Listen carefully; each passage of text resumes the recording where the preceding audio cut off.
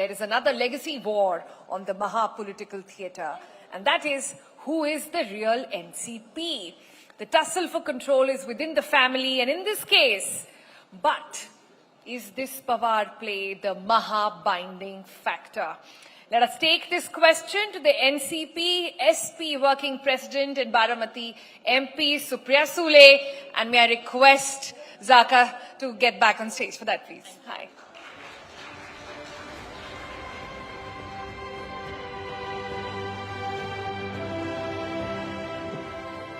Thank you very much, ma'am, for joining us here on the CNN News 18 Town Hall. Thank you. You are not just alliance partners, you just hugged Aditya and Tejas. You are also two parties that have borne the brunt of splits in the last 5 years. So I want to start from there. Do you think that question of the split within your party is now settled, or will it get settled after the 2024 Vidhan Sabha election? Well, let me put first a few things as facts, that the Thakres and the Pawars have been family friends for 6 decades now. So I've known these little boys since they were born, literally. Sure. So, and you'll be probably surprised that this has been the tradition of Maharashtra politics, that politics and personal relations are never mixed. And I think this is something we have tried to follow. But unfortunately, the landscape of Indian politics has changed. So unfortunately, things are slightly different than what they used to be before. But clearly, whatever has happened has happened. But the cases in Supreme Court clearly continue. And I'm very, very grateful to people of Maharashtra who have stood by us in an extraordinarily challenging time for us. Why do you think that is? I mean, I just read out the seats contested and the seats won. Out of the 6 parties in the Lok Sabha election, your party contested 10 and won 8 at a strike rate of 80%. What is it that the people who voted, your MPs, including yourself, what is the message that they wanted to send in a way that they've given you 8 out of 10 seats with a strike rate of 80%? Well, it's not about just me, it's the Mahavikas Aghadi. We got 31 seats out of 48 when they were not even giving us 3 between all of us. And the best would have been 5. So actually nobody even thought, and the entire undercurrent of an Indian voter was completely underestimated by most of us. I mean, even my own election, I was not 100% sure that I'm going to make it. Because I was... You were not sure that you would... Not at all, because I was fighting against all odds. The party was taken, the symbol was taken, every position of power, MLA, MP, Jilla Parishad, Panchayat Samiti, Gram Panchayat, society, sugar factory, milk production, every decision-making leader was against me in this election. There was nothing. Fakir ki tarah main ladi hu. So tell me, why then has Mr. Ajit Pawar, perhaps after realizing what has happened, said that it was a mistake to field a family member against you in Baramati? I can't comment on that. You'll have to ask him that question. No, you think it's some kind of a signal he's trying to send? Not really. I wouldn't know any. I won't know. I can't comment on what other people can do. I can tell you what I do. I can't tell you what other people can do or think. I only think for myself. But I don't think for two normally. Would, if he were to make an overture to come back to your party, would you welcome him? I don't answer hypothetical questions. I live in reality and I live in the moment. I'm not in a position to do that because I work, I represent 2.3 million people. So I don't have the right, or I'm not in a position to make casual remarks. But a lot of his MLAs, I believe 4 of them have left after the Lok Sabha election and come back to your fold. What does that tell you? Well, it's probably the faith in the leadership of Mr. Sharad Pawar. I mean, what else can be the reason? Or is it that they feel like this time the winds are blowing in the direction of the Aghadi and therefore they want to be on the winning side? Probably. I can't comment on that. Okay. I do want to ask you, there's been this whole talk about who will be the chief ministerial face if the Aghadi were to come to power. Mr. Uddhav Thackeray said this publicly, that the CM face has to be declared. I believe Mr. Thorat responded to that saying it'll happen after the elections.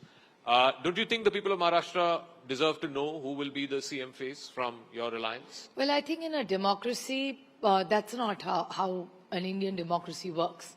It's not a presidential election. So most times there is not necessarily a face put in any campaign. And I think over a period of time, I'm sure we are a very mature alliance and we will make the right person. So you will not go into the election with a declared face? Unlikely. Unlikely. But Mr. Thackeray says it should be done. Absolutely. He said it publicly. Yeah, it's a democratic alliance. So every partner must say what he or she feels in a relationship. Okay. So I think I welcome that comment or suggestion by him because I'm sure he's thought it through when he said it and we welcome it. But you think it's unlikely that you will declare a face before you go into the Yeah, contest? probably unlikely. So tell me this, because, and the reason why this question is coming up is because on the other side, it's been clarified that if the Yuti wins, that Mr. Shinde will continue as Chief Minister. I'm not sure because Mr. Amit Shah has said it. well, I haven't read that, but I have many other posters that I see which says Devendra Fadnavis for Chief Minister, Ajit Pawar for Chief Minister, Shinde for Chief Minister. So these kind of speeches, banners, public statements are heard all the time on channels like yours. But a sitting Chief Minister going into an election and the alliance wins, it's unlikely that the sitting Chief Minister has changed. Well, that's not what happened in many states of the BJP. BJP has very generously changed many chief ministers every time they've gone into an election. So you never know. So one of the reasons they're saying that the Mahayuti thinks they have a chance is because of this new scheme, this Ladki Behna that they've launched in the last 3 months. And they're showing the example of what happened in Madhya Pradesh, what happened in Karnataka, Telangana, etc. As a woman MP, do you subscribe to that? If it has worked in those states, why wouldn't it work in Maharashtra? Well, it's not worked in Telangana. And even in Karnataka, the government changed. The Congress is in power. And the same thing No, but the happened. Congress is the one that promised Griha Lakshmi, I think it was 1,500 Yeah, but they were rupees in to- the opposition that time, and Yes. the BJP government had promised many things anyway. And even in Telangana, the KCR government had promised many things, but things didn't go. And the same is applicable to Jagan Mohan Reddy's government in Andhra. So you're saying a lot of these things have been given in the past. This is not the first time it's happened. No, but this whole emphasis on the woman voter and trying to directly sort of target the woman voter, what do you make of that? Well, always some schemes, always there is some benefit to it. But I'm sure, I'm quite confident because if you watch television regularly and you watch the surveys, a lot of women have said that even if we have 1,500 rupees, we'll give the government 2,000 rupees to make sure women's security is the high priority of any government. Because if you see the women's security issues in this state, which is one of the most safe states for citizens, not just women, because I feel it's every government's job not only to look after their women, but to look after every stakeholder. And a basic thing of safety is a must for every stakeholder that you represent. So what specific instances are you referring to? Oh, there's so many. There are atrocities against women every day. Literally every day, and it's on every channel, every newspaper. And data speaks louder than words. If you go by the data of Government of India, and Government of Maharashtra and Government of India is of the same ideology, so it's not one against the other. If you go by the data of Government of India, the crime data says in Maharashtra is almost at the top about crime against women, hit and run cases, drugs. You see what's happening in Pune, so many cases. So the crime situation in Maharashtra is not flattering or complimentary to the present dispensation at all. So this recent incident that happened in Badlapur, the accused there dying in a police encounter, while of course an inquiry will establish what exactly happened and so on. But, Mr. Fadnavis was here saying that inka mahima mandal nahi hona chahiye. At the end of the day, he was a rape accused.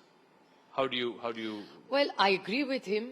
Of course, he deserved what he got. But this country is not according to whims and fancies of any human being. It runs only within the four walls of a constitution. And that's applicable to any country in the world, which is a vibrant democracy. So whatever happened is very unfortunate, but what should have done by any responsible democratic government is they should have made sure that the FIR was really expedited, Second, there should have been a fast-track court. And 3, at Gateway of India, in public, they should have hung him in front of thousands and thousands of people to set an example that this country is run in every democratic way. And if this happens in a time-bound manner, if you misbehave, you will be hung. That's the message we should have given, because this is a vibrant democracy.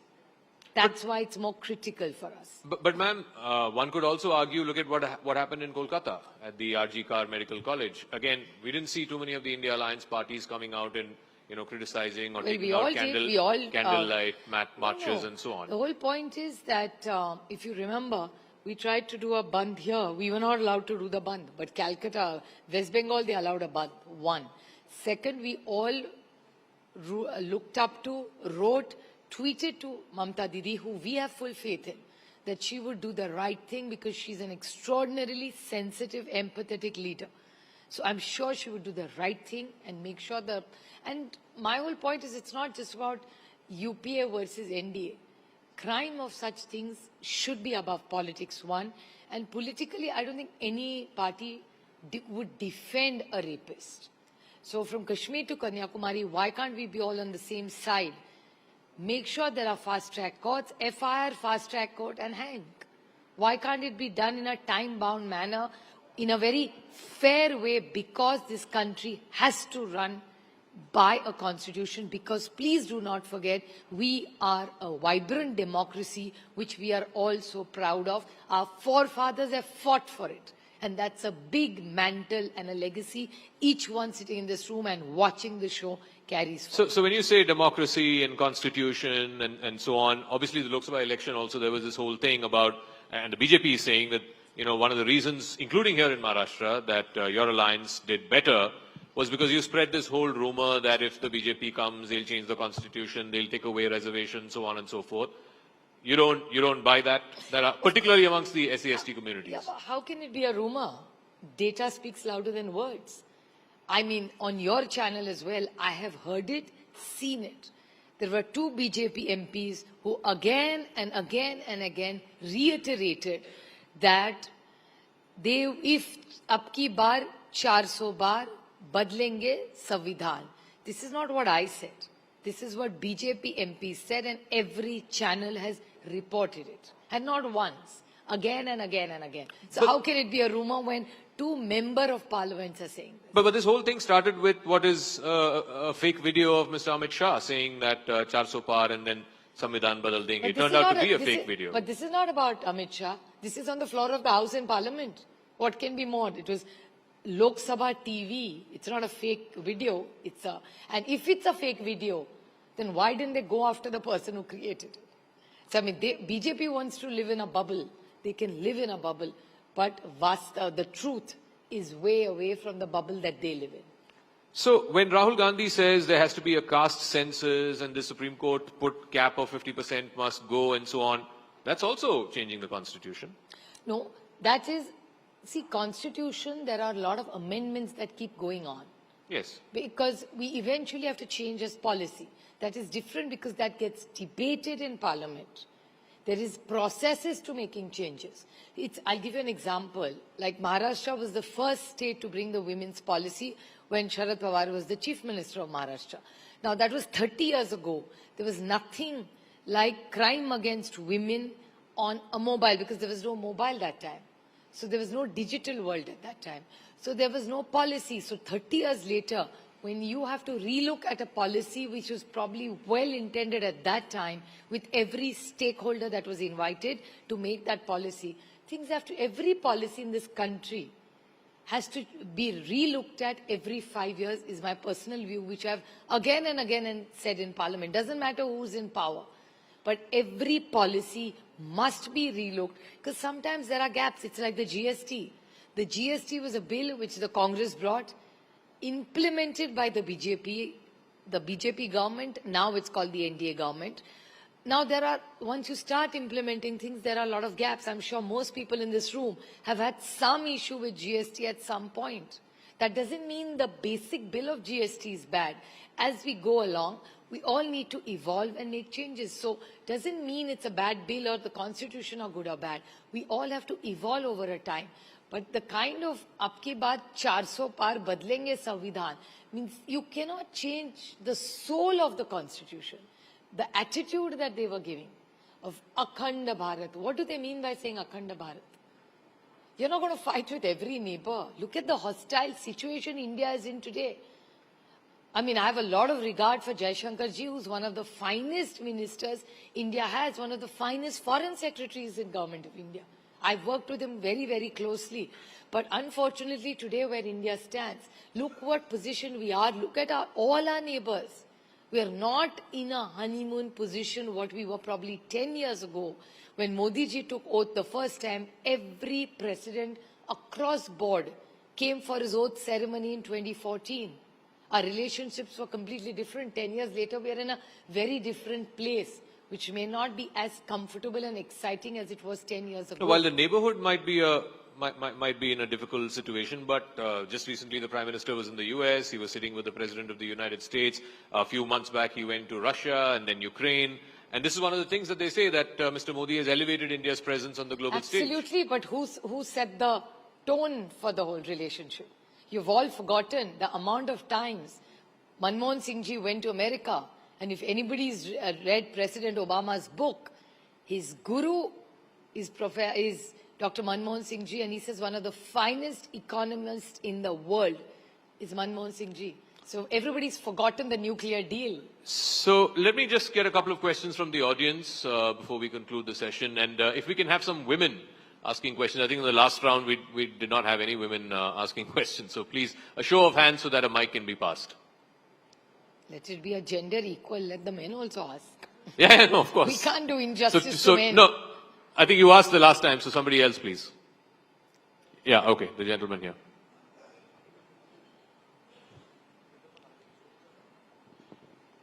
Ma'am, I wanted to know what is your vision for Maharashtra 2030 and how will you balance modernity and tradition? Well, it's not very hard because good policy making and what I think Maharashtra really needs to get its act together is Maharashtra was a very competitive state, which unfortunately it's not today. And we really need to roll a red carpet out and make it a single window system for any investments coming. And my personal view is that, you know, people get trapped in investments, getting environmental clearances. Why can't we put a cap to it? Suppose you apply today and in 30 days you do not get a reply from the Environment Ministry, take it as given that you will get a certificate. You have to be innovative. We have to make sure that it's a state where environment is wonderful and every investor, 30 years ago, every investor in Maharashtra was the darling of every investment. So what has gone wrong? I think we need to introspect about that. And basic education and healthcare are two things Maharashtra needs to focus. I'm not complaining about the infrastructure. I'm a big one for infrastructure, but I actually feel pained when cities like Nagpur, where the metro unfortunately has failed us. Now, we've put thousands of crores in that. Why did we not put those in education and healthcare? So I think if we come to government, our high priority would be education and healthcare. I think that's when one more question would really make an impact. Yeah, the lady here. Thank you. Ma'am, you a few minutes ago, you very vehemently talked about that in terms of the women's safety, in terms of, Maharashtra is kind of topping the chart. In your, opinion, what would be those specific steps that you would want to really take to make Maharashtra safe, not only for women, but every citizen? So See, basic security and safety is a basic thing any government must do for every citizen, one. And Maharashtra is known as a very safe place. And I think it has to come from the top, that somebody sitting there. I'll give you an example in Maharashtra. When R.R. Patil was the Home Minister of Maharashtra, it's one of the finest tenures as a Home Minister in this country. And, when governments want to do something, let me tell you, they can be amazing. Look at the polio example. The polio is one of the finest examples of government of India. It doesn't matter who came to government. Everybody contributed. So did the Congress and so did the BJP. But somebody on the top wanted polio to be eradicated. I came from a generation where we still saw at least one child with polio. My children are in a generation where when they see Amitabh Bachchan do this, it's do boond polio. Okay? It's in the system. You'll have to find a child with polio, which is such a wonderful and satisfying thing. So when governments really want to deliver superior results, there's nobody better than them. But somebody at the top has to want to do it. I do want to ask you something that you said in the previous answer, that you welcome infrastructure projects. I So do. one of the BJP's sort of successes, or what they claim, is that look at all the infrastructure projects in Mumbai, the coastal road, the Trans Harbour Link, and next week the Prime Minister is going to be inaugurating Metro 3. So would you give them credit for that? Well, it's every government is continuation. No government does everything perfect, right? I mean, the coastal road, if I would have to give the credit and we were fair, would all go to Uddhav Thackeray and Aditya Thackeray, because they really conceived the entire project. Yes, their partnership was with the BJP at that time. I won't shy away from them. Achhe ko acha bolne mein dikkat kya hai? But at the same time, they led that project. Somebody else inaugurated it.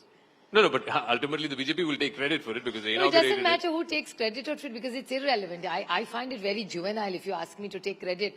I mean, governance is continuity. When BJP says that nothing happened for 70 years, I mean, I did not study under some diya. I went to a very proper English medium school.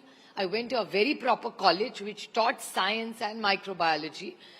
And I did not grow up in a bullock cart. I traveled this country by train and aircrafts. So, you know, it's a bit juvenile to go when they say 70 saal mein kuch nahi hua. I always tell them, bhaiya, tum 70 saal ki hisab kar rahe ho, tum jahan likhna pikda seekhe na, aur ye prashna पूछना सीखे, वो कांग्रेस की then है. I always tell them this. Because it's very juvenile. Because all governments do some good work. Even BJP does some good work, yeah. It'll be juvenile and immature to say कि 10 साल में कुछ नहीं किया. Of course, every government does some good. The young lady there, yeah. Hi, my name is Chitralekha Vaidya and I do a lot of work with armed forces last 10 years. So whatever I have observed in last 10, 12 years, there has been immense positive change in terms of border infrastructure, in terms of projects, in terms of including MSMEs in defense sector, and a lot things have changed. So 10 years back, there were constant fear, आज यहाँ पे blast हो रहा है, वहाँ पे blast हो रहा है. In last 10 years, we have gone to such phase that a Fauji standing on border is not scared to take a action and to give a reaction. So if somebody is very uncomfortable, then the neighbor, which is Pakistan, which is uncomfortable. And I feel that it is a great situation. So do you feel that it is uncomfortable situation because we see country in much better shape with lot of infrastructure and we are having alliance with Russia and US. So I feel that it is a great situation. Got your question, we should appreciate that. Well, I appreciate it, but let me tell you, the Russian relationship was started by Pandit Jawaharlal Nehru and taken over a period of time.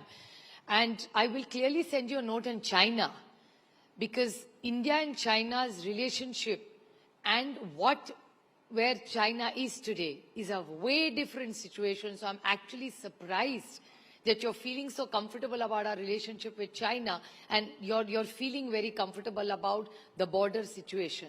Because you know what's happening in Sri Lanka, Nepal, Bhutan, Pakistan, all these places which are our neighbors, we are not in a very comfortable position. And with China coming into most areas of India, which data is speaking, these are all sensitive matters, but whatever little that we read in newspapers and whatever in External Affairs Ministry has said, the Indo-China relationship and the way China's moving closer, making bridges, building roads is quite alarming, which even the Honorable Minister of External Affairs has flagged at many different situations. So if you ever want some data on it, I'd be happy to share with you. Yes, another thing which fears me, the business community in India today doesn't speak as explicitly as they used to be because there's a lot of fear in this country.